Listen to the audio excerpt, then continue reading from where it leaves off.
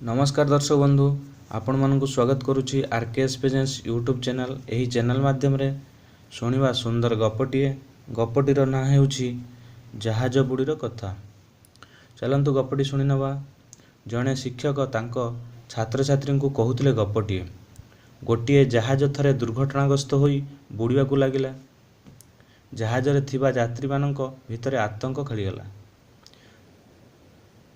जहाजर captain जहाज रे थिबा लाइफ जैकेट सबको यात्री भितर बांटिबाकू लागिले एवं जहाज छाड़ी पानी को डेइबा पई परामर्श देले। लाइफ जैकेट बंटा सरिया परे देखागला जे गोटिए उणा पड़ुछि। गोटिए दंपति ओ तांको कुनी झियोंक लागी अवशेष रे बळिला दुईटी लाइफ जैकेट। गोटिए जैकेट सान पिला लागी एवं आरटी जणे वयस्कंक लागी। वर्तमान सान पिलाटी तार लाइफ जैकेट पिंधिला एवं एबे कथा थिला स्वामी और स्त्री भितर किए से लाइफ जैकेट पिंधिबो।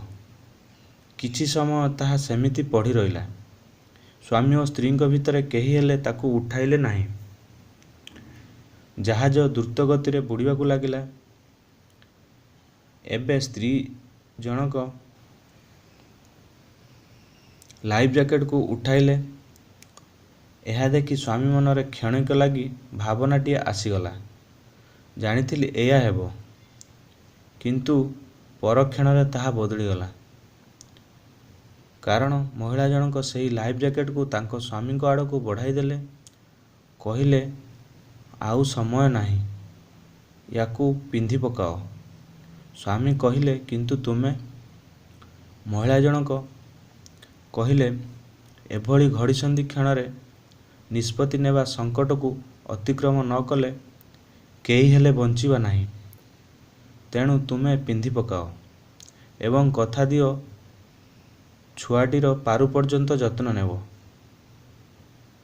स्वामी लाइफ जैकेट को देहरे गलाइबा परे जहाजटी बुड़ी सारिथिला।